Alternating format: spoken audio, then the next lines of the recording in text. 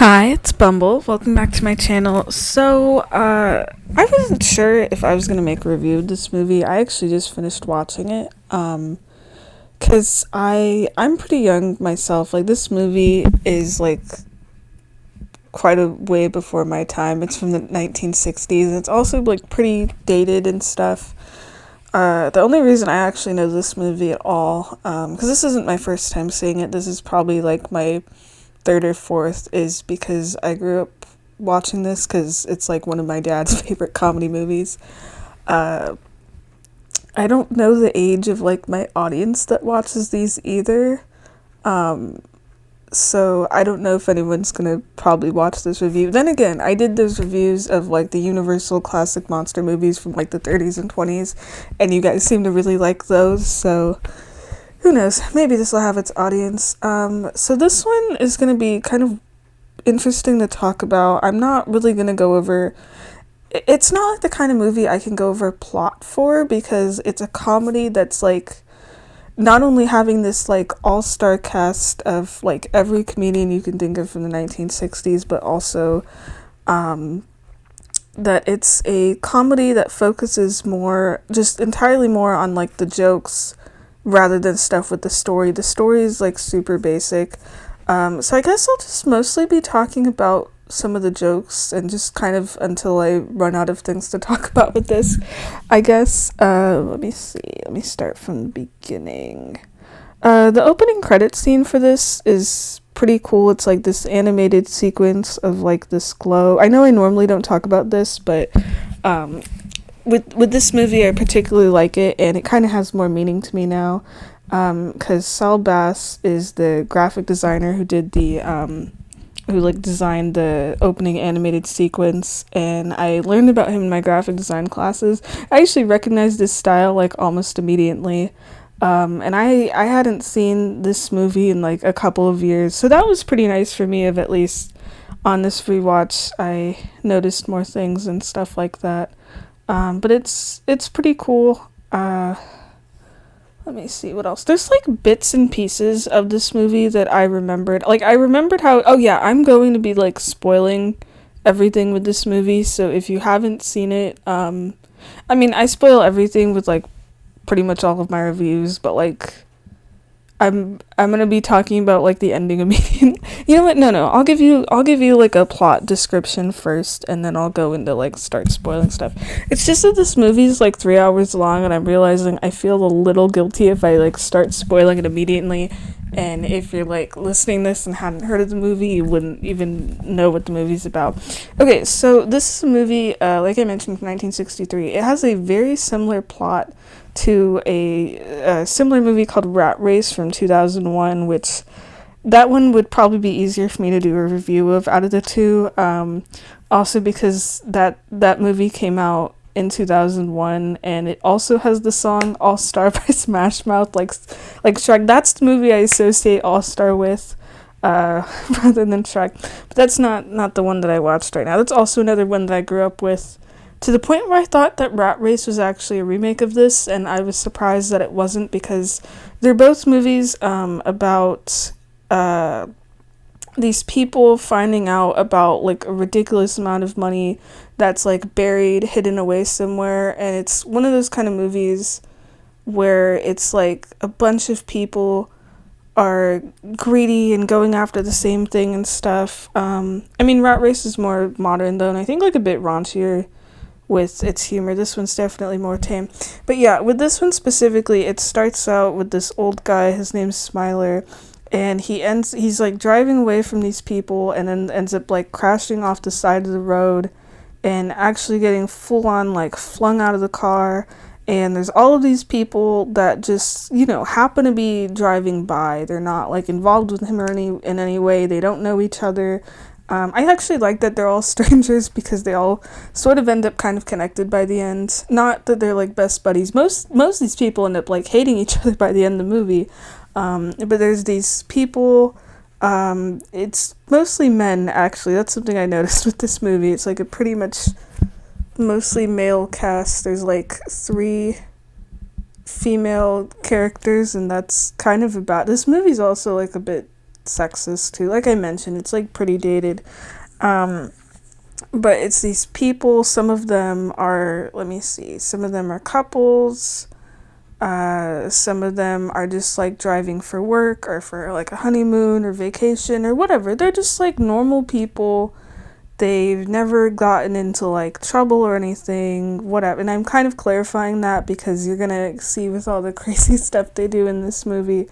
Anyway, they end up pulling over because they see this car, go off the side of the road and they want to investigate, and they go and they talk to Smiler down there, and this dude, they can't even call him an ambulance. This guy's basically like about to die and has broken like every bone in his body, and the last words of this dying old man are that there is money that's buried in Santa Rosita, because this movie takes place in California, that there's this money, I don't, is it like $350,000 or something? It's, if you count for like inflation stuff and like how much things were in the 60s, it's supposed to be like a lot of money. I haven't like done the maths with that or anything. Let me see, actually, I'm curious. I have the Wikipedia page pulled up, but just for the actors for once. Yeah, $350,000, which is the equivalent of 359,472. How do I read this? 1,000. I don't know. But I do like they have the equivalent on here. Anyway, there's this money. It's buried in a state park under this big W. The big W thing's actually one of my favorite jokes of the movie. And the people at first decide that they're going to like split the money or whatever, and then they're all really greedy and they decide to go after, and that's the thing, I don't really feel bad for almost any of the main characters, or in terms of like the main characters, because they're all like super greedy in trying to get the money, and then like horrible things happen to them, but it's all very lighthearted. Like even at the end when I thought like, oh, they're gonna get into like some very serious trouble, it works out fine, but that's because like this is a comedy first most. No one's gonna like die or anything except, the old man at the beginning dies, but that's about it. I think it turns out that no, that's all the plot I'm gonna give you. I'm gonna start spoiling things at this point. I'm just mostly talking about like the jokes and the characters. That's kind of about it. Okay, yeah, I'm gonna start talking. Oh wait, no, I want to talk about like the cast first. Like I mentioned, this movie's from the 60s. There's a lot of people in here that I didn't recognize. Some of them I did. Mostly like people, like the supporting cast of like people that have cameos and stuff, but that's because like I know them for other things. If anything, there's like a lot of names in here I recognize for stuff, but like I'm so used to them as specific characters that I wouldn't recognize them like out of those characters, There's like very, very few I recognized immediately where I'm like, oh, it's this person. Like let me see. Like Mickey Rooney I recognize. I can't think of what I specifically know him from, but I know I've seen him in things. Peter Falk, the guy that plays Columbo, he's in this as this like taxi driver that ends up showing up at the end. Which is kind of funny because he gives some of the like main characters a ride to where the money is, and then so he isn't involved in any of the stuff with the adventure, but he ends up getting in like the same amount of trouble as like everyone else. But I actually I recognize his face. I don't know what year Columbo came out. Let me actually see. I'm kind of curious because he looks like pretty young in this, and really, okay. Oh, okay. Columbo's from the 70s. You know what? That actually makes complete sense. That was actually bothering me because in this movie he's like really young, but his voice sounds like a lot different than like how he talks as Columbo. Then again, I don't know what his voice normally sounds like, but I'm so used to the way he sounds like as Columbo, where he's also like, literally like 10 years older as well, that I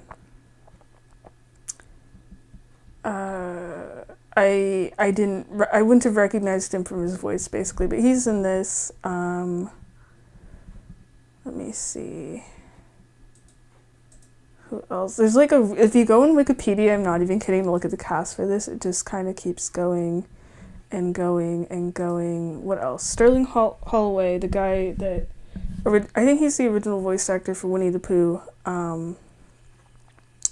He, I think, plays one of the fireman characters, because this fire truck that shows up towards the end. I swear I remember hearing his voice in one part, but I don't actually even remember if he was like on screen or anything. Speaking of the fire truck, the Three Stooges are also in this. They're also part of the like a different fire truck or something.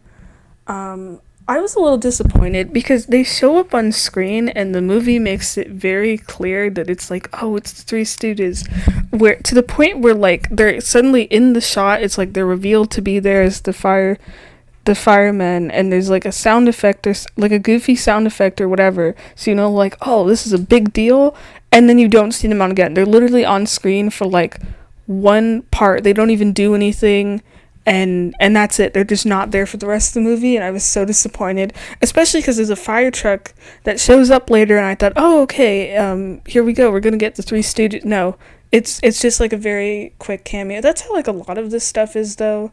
Like Don Knotts is in this. He's like one of the few people I recognized immediately, where I was like, oh, hey, there's Don Knotts. But he's in the movie for like one scene as well, where he's this guy who ends up getting his car stolen by one of the main characters. And that's kind of about it. There's just like so many people in this, but a lot of them, like if you look on Wikipedia at the supporting cast list, it's just people that have like super minor roles that are on screen for like, some of them for like barely anything. But yeah, most of them I don't oh my gosh, there's even a list that's just cameo uncredited appearances. I'm looking through. Oh yeah, Jerry Lewis is in this. I forgot about that. He shows up pretty early on, as like one of the drivers. There's a lot of stuff with cars in this movie. There's some like really nice cars in this, actually. A lot of like vintage cars, because this movie is from the 60s. There's I feel bad for like the stunt people for this movie, honestly. There's so many times where the characters crash around cars or drive them super recklessly, because like I said, everyone's super greedy in this, or most of the characters, I guess, and they kind of all get their just desserts, really. Like, everyone pretty much gets properly punished. The character that there's two characters specifically I want to talk about.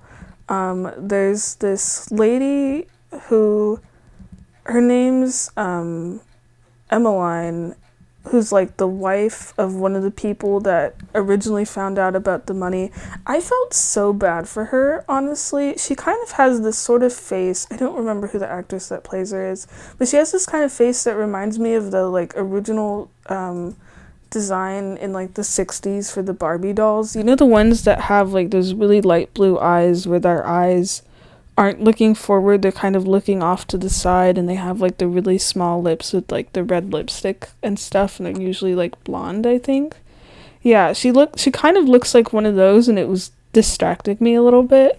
It feels kind of weird comparing someone's face to a Barbie doll, but it's like I couldn't get that image out of my head. I think it's just the way her character has like her makeup done and stuff.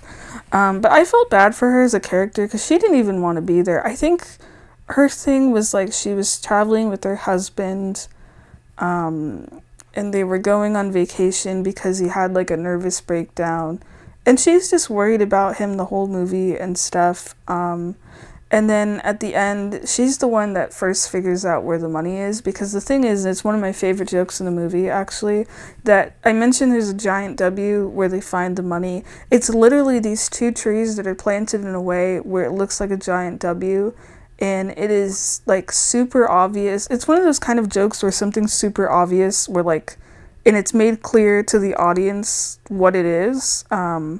Like special attention to it with like music and sound effects and whatever, and then the characters keep missing it for whatever reason. It's one of those kind of jokes, but it's like probably one of my favorites, where these people, it's like they finally get to Santa Rosita, and they have their shovels, and they're all they've been traveling like the whole day trying to find all this money, and they just keep walking past the W, and the camera like lingers on that shot and everything, and it happens like a couple of times, and then Emmeline is the one that ends up finding the money.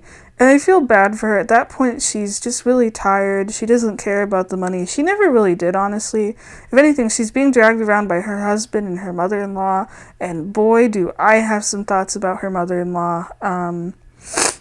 The whole day, she's tired. She like goes to a water fountain, and then she talks to this old guy who is actually, he's like the one other old guy besides Smiler in this movie. He's like the only plot important old guy, I should say.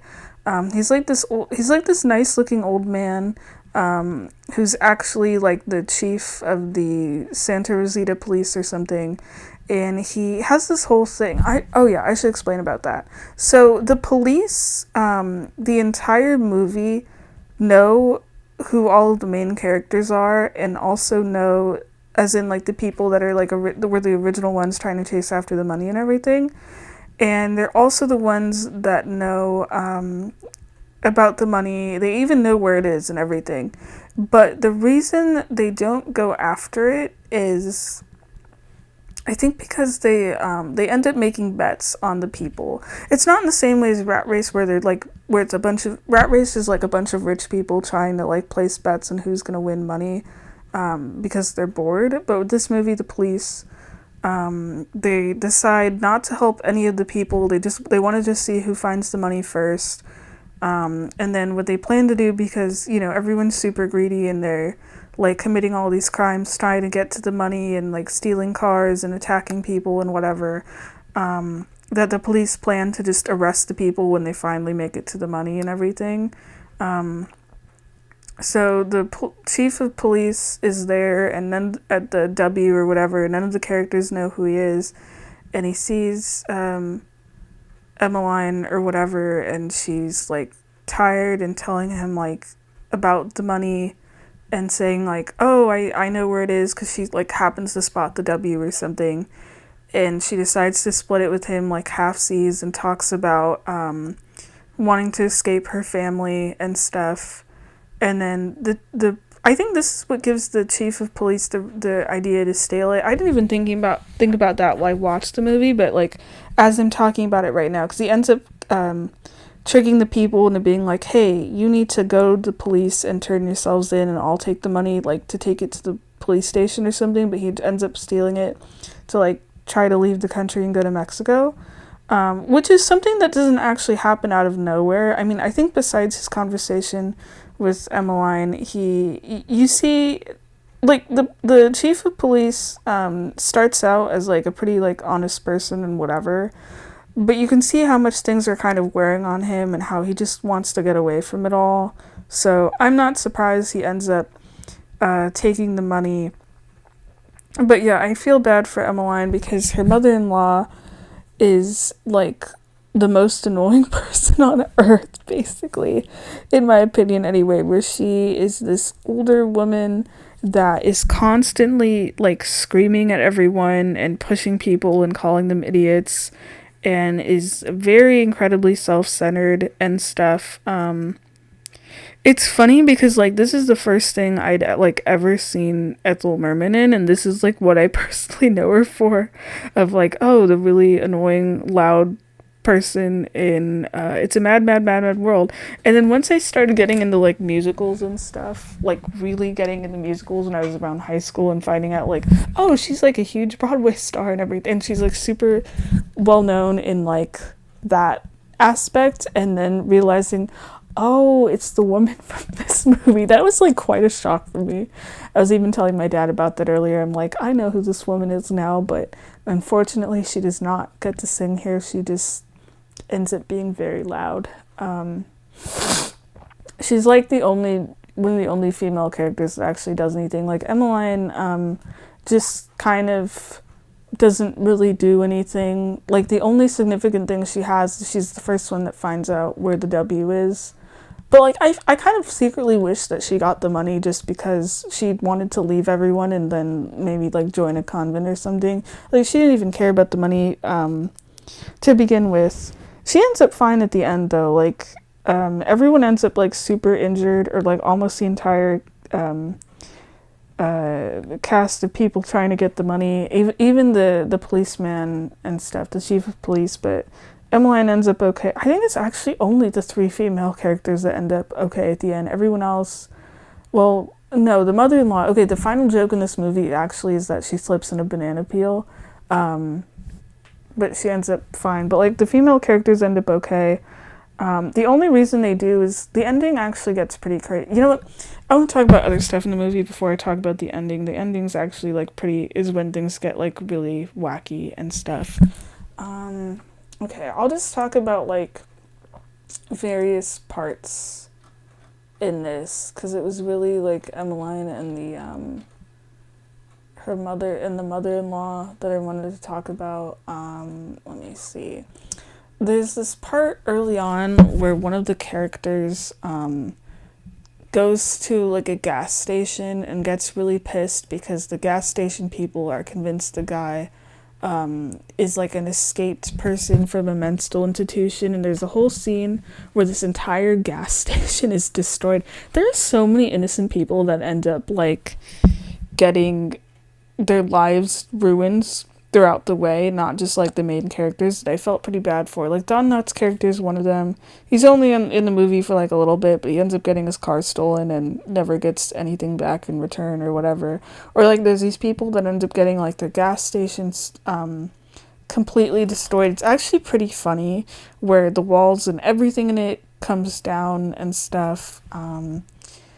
There's these two guys that I think one of them has a stutter that they end up in an airplane. And okay, one of the annoying things with this movie, not annoying, but like it has to happen because of like the timing of the plot and everything, is that there's two people that end up getting airplanes early on in the movie, and then it's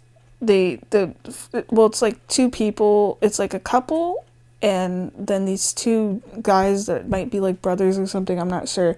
And they end up getting to the destination like almost immediately, except they end up in some kind of trouble where they're locked in a situation for like the entire rest of the movie until the plot allows them to be released. And that's almost a little annoying. Like I get why it has to happen, but they end up stuck for so long. It's just like, oh my gosh, can this end? And it's not like a sequence that goes on throughout the whole movie. It's like we cut back between characters. Like there's this couple that end up going in this plane from like 1916. I'm surprised they didn't like die in that plane or something. And they end up inside of a hardware supply store to get some shovels, and then they end up getting locked in, and they spend like a really long time in the movie stuck in there. They get locked in a basement trying to get out, and in the end they end up exploding it. There was some funny scenes in that, but then there's these two like brothers or something, and they end up in an airplane and they're trying to land the plane. That was the part that was like a little annoying because they end up like landing the plane themselves eventually, even though neither of them know how to fly a plane. Okay, they originally had a pilot, and the pilot decided to start drinking like old fashions or something, and then he ends up getting knocked out, and then they have to fly the plane, and they're constantly talking these like air traffic control people. Though it was pretty funny that I love the kind of joke where it's like someone isn't looking, they're like looking towards the camera, and then you can see behind them there's like an incoming car or whatever that's like slowly approaching, where the people in the air traffic control tower they're like facing towards the camera so they don't see the plane like slowly but surely coming in. That was pretty funny, actually. I was surprised they didn't end up destroying the actual tower, the people in the airplane, but they end up getting like super close to it and stuff. There's like a lot of effects, which this movie's again from the 60s, so I'm not surprised at all, that haven't aged well. It's mostly there's like a lot of green screen things when it's like some of the people doing car stuff or some of the stuff with the planes. Especially at the end, the green screen and things, get kind of ridiculous. But it makes sense for like what's going on and stuff. With the cars, it's funny because of course it's like super obvious of like when it's actual cars and when it's the actors in front of the green screen in like a car. But they must have used like a lot of like stunt drivers and like stunt people and stuff with this movie, with the amount of like accidents and things that like happen as part of the plot. It gets pretty crazy. What else? The mother-in-law character I mentioned, the one that's played by Ethel Merman, she has a son. His name is Sylvester. He eventually ends up joining the fray and trying to look for the treasure. But there's like a part of the movie at the beginning that my dad and I always find really funny, where she's trying to call him because he lives close to the area where the treasure is. He lives like 10 minutes away or something. And we see him when she's trying to call him, and it's really funny because he's dancing with this woman that I'm assuming is like his girlfriend or whatever, and they're both wearing like swim clothes for some reason. And they're dancing to this music, this like instrumental music, but their dance moves are like super ridiculous. And Sylvester's having like the time of his life, and the woman that's with him, I don't think we ever end up getting her name, has like the most stone cold expression on her face, where she almost kind of looks like a robot or something, where she just, I don't know, like it's like the way she moves and stuff, it's kind of awkward, but it also ends up being kind of funny. And when you finally hear her speak, it's like there's no emotion in her voice at all. It's like she doesn't even care about anything going on or whatever. But their whole dancing segment, it happens like twice in the movie, is pretty funny. One of my favorite things is there's this little boy named Ernie. Okay, one of the characters, it's like this really kind of an obnoxious guy with glasses. I think he's the guy that steals Don Knotts' car. He ends up giving a lift to a stranger, and the stranger has a son who's like this really little kid who's named like Ernie, and the guy in the car is like, hey, I need to get back to the main road or whatever, and Ernie is like, oh, mister, I know a way to like get there or whatever, and he ends up taking him on a shortcut, but it's to a river.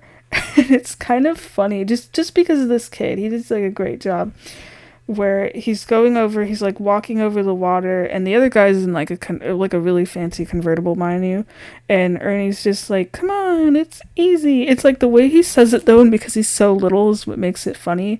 So the idiot in the car ends up driving through the river, and of course the river ends up taking away his car, and he gets super pissed at the kid, and meanwhile the kid is on the other side of the river, and he takes off his little like Huckleberry Finn straw hat or whatever, and is just waving at the guy goodbye. I mean, I was surprised the kid just hopped in a car with a stranger. I know he needed to give him directions or whatever, but he's like a really little kid. Like, what if he ended up getting kidnapped? But no, instead he ends up sending this guy down a river or whatever, and it's not like the kid was trying to be a brat or anything, of like purposely giving this guy wrong directions to screw him over or whatever. I don't know, I think he was just trying to help. But there's just something so funny to me about that with little kids that are like innocent but like still kind of doing mischievous things. There's a thing like that kind of in Rat Race though, where someone's given the wrong directions, but with that movie the joke is that it's like supposed to be on purpose and stuff, and it's kind of played a bit more for laughs. Let me think what else. This movie's like 3 hours long, so it's kind of a little hard for me to remember like everything and every joke with it. What's kind of fresh in my mind is the ending. That's kind of when the movie, because I feel like it didn't need to be 3 hours. I personally feel like a lot of the jokes just kind of went on for like a bit too long, especially the beginning kind of lags. Where a lot of it is the people, the main characters, after they find out about the money and stuff, and that old guy like dies. Smiler. I feel like that's a name that's easier for me to remember because it just sounds kind of silly. Who I think turns out to be like a criminal who the police have been looking for like 15 years or whatever. I think it was that the police knew where the money was or something, or I think they find out about it and then they just wait for all these people to try to get the money instead so that they can arrest them. Um, but the beginning, it's like the main characters keep going really slow in their car and are trying to trick each other into not going after the money or whatever, but it just kind of goes on. That part especially, in my opinion, goes on for like way too long, but it's also, there's like a lot of jokes that just are really slow. Like a lot of things in this movie are really slow. Um, I feel like some things didn't need to be too long. By the end, I kind of expected it to just stop after a certain point because the main characters, they get to the W, they dig up the money, and then the police chief steals it, and then by then it just kind of keeps going and going, and I was already getting a bit tired. But then it is also pretty funny, where the ending of this is basically um, that they corner the police chief guy, who I'm surprised is able to outspeed like 15 people because he's like pretty old. But they corner him and he goes down this like fire escape, but the ladders aren't stable. And then everyone ends up stuck in these ladders that are like falling down. And then the fire truck shows up. It's not the one with the Three Stooges, sadly. But the fire truck shows up. I think it's the one that Sterling Holloway is a part of. And anyway, there's a guy on top of the ladder, and he's telling the people like, okay, one at a time. But like they're all like greedy idiots, and they're the ones that have the bad things happen to them anyway. So it's kind of like they're sort of getting what they deserve. So they all foolishly get onto the ladder. And then it's like too many people at the ladder. You'd think they'd be smart enough to at least start trying to like climb down and like distribute their like weight on the ladder because it's like 15 like grown ass men. But no, they're all like just hanging on to the top of the ladder as it's like swinging. And then it gets like really silly where they all get flung off the ladder. But it's kind of like that thing of like characters getting like in cartoons. Actually, the ending kind of felt like it was from a cartoon, honestly, of like characters getting flung into like cement or like a bed or whatever, where it's like supposed to be funny, but they're not gonna like die or anything. It's basically treated like that. So they all get flung into different directions, and it's super funny because you can, of course, easily tell the exact point when it switches to, like, green screen. Or, like, a lot of the times, they end up falling. They get, like, flung off the ladder and then fall down a little bit towards the camera in, like, a T-pose.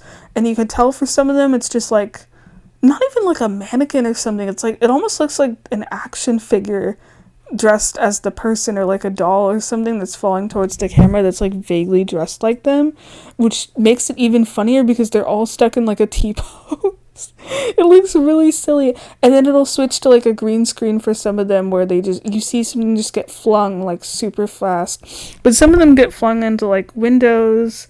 One guy I remember gets flung onto a bed, but it's one of those beds like in the Muppet Caper, where it like folds up into the wall or whatever. With the police chief, I think it's the funniest, where he gets flung into the window of a pet store and then it cuts to these two dogs, like a close-up of him, and he's unconscious. And these two dogs are licking his face, but they're obviously just using the same footage because it's like the dog is like licking both of his cheeks and then goes back to the first cheek, and the footage literally just keeps repeating for a second. And then all of these people, they end up in the hospital and they all have like completely broken bodies or whatever, but they're still able to talk, and they're all like super pissed at each other and a little disappointed they didn't get the money, which I'm surprised they'd even be thinking about that at that point of like, even if they did somehow all end up getting the money at the end, they'd have to pay, for their hospital bills and probably like the people they wronged, and they'd end up like going to jail. Like it's said that the only reason that they probably would all get off like pretty lightly for all the like crazy shit that went down was just that the police chief's probably gonna get punished more than like the civilians that started this mess. And then the movie ends with the mother-in-law. No, wait, no, with the old guy, the police chief, saying something of like, you know what? All my wife's divorcing me. My daughter's changing her name in court. I'm probably never going to laugh again. And then one of the characters throws a banana peel, and the mother-in-law character shows up and slips on it, and then everyone laughs, including the old guy. I never really find like banana peel humor like when it's like that basic funny or anything, but it's just something about watching a room of like a bunch of horribly injured people. But it's not like you can see their injuries. They're all, it's kind of like, again, out of like a cartoon or like out of SpongeBob or something, where they're just covered in like bandages and like having their arms in slings, just that kind of stuff, nothing graphic. And they're all just like laughing. I like the part when the camera stays on the police chief, and he like slowly cracks up into like a smile and everything, and like laughs with everyone else as he's seeing like everyone else laugh. And it's one of those things where it's like everyone's laughing and then it kind of makes you laugh whether it's funny or not. And that's like how it ends. It literally just ends with like a banana peel joke. But since it's like a comedy, they're not gonna get in trouble. You're never like worried about these characters. If anything, for most of the movie, you're wondering like, oh, who's gonna get the money? But it's kind of like Rat Race, where at the end, like once everyone's there and they're trying to fight over the money, the money doesn't even matter anymore. It just stops being important. Like no one's actually going to get it. Because with this movie, oh, I forgot to mention about that. The money, when the characters are on the fire escape, it's like this old suitcase, and it ends up getting flung, and all the money falls down, and it's just like the people in the street that end up getting it, which I thought worked pretty well. I kind of prefer, like, with Rat Race, the reason I mentioned about All Star and Smash Mouth is that's literally the ending where the money ends up, and the people, they accidentally end up at like a feed the children type of raising money fundraiser event or whatever, and the characters decide to give the money, not really because they want to, but it's more like they're kind of put on the spot, to those donations. And then the movie ends with the end credits of the song All Star by Smash Mouth, and like the band is actually there. It's not like it's like played over the credits, and the characters are given like t-shirts, and it's like a happy ending. I think that's like the only movie I've seen where All Star is like used for the ending of a movie rather than like Shrek where it's the beginning. But yeah, with this one it's just that the money ends up getting like flung everywhere, and that's like pretty much it. Yeah, there's just not really a lot I can talk about with this, honestly, because it's mostly just like jokes and stuff, and it's also like 3 hours long. So it's kind of like would be a lot to go over. But like I mentioned, it is like kind of dated. I feel like you'd probably appreciate this more. I'm saying that you as in like general, I'm not talking like a specific one of you that's watching this. If you like know who I feel like the more actors you know from this, which could be just from like watching older TV, like even I don't know, I like barely know anyone in this, honestly. But I feel like the more comedians you recognize in this, the funnier it will probably be to you. Like the reason I talked about Rat Race and stuff and why I thought that one was like a remake of this is because they're very similar, but with that one it's like a lot more actors that I recognize, so it's like funnier to me personally. That's kind of the one I prefer out of the two. But this one's also pretty good. I like the music with this as well. I forgot to mention about that. It's a lot of like very lighthearted instrumental tracks and stuff, like with orchestra? I remember a lot of flutes. I know sometimes the music I remember gets like very almost circusy sounding, especially towards the ending. Like, I remember this one track where it's the characters, like I mentioned, they're on the top of the ladder of the fire truck, and the music goes like full blown, sounding like it's from like a carnival or something. But I feel like it really fits for a lot of the not like the whole soundtrack sounds like that, but I feel like it really fits for the more wackier moments, especially because there's a lot of physical comedy in this movie. I feel like it fits with how just wacky the situations get sometimes. But yeah, this is one of those where it's like the more people you recognize from it, the funnier you'll probably find it because you'll be, more familiar with those comedians' like comedy styles and stuff. What was the other thing I was gonna say? I don't know. If you like really really wacky like older comedies and stuff, we're just more focused on like jokes rather than like plot or anything. Like the jokes are more important in this over like the story or the characters or like anything else. And if you have like, hey, like 3 hours to spare, then this is probably the movie for you. But I enjoy it. Like I said, I've seen this probably like 4 or 5 times or something. I have this on DVD. This is like one of the movies I have on like the stack of DVDs I've been going through this week. But I thought it'd be kind of nice to chat about it. Now that I'm talking about it, though, I kind of want to rewatch Rat Race, but I might do that later. I don't know if I'd do a review of that too. On one hand, these two movies have like very similar plots, but on the other hand, I feel like Rat Race is going to be the one that's like easier to talk about and stuff. But yeah, that's pretty much it.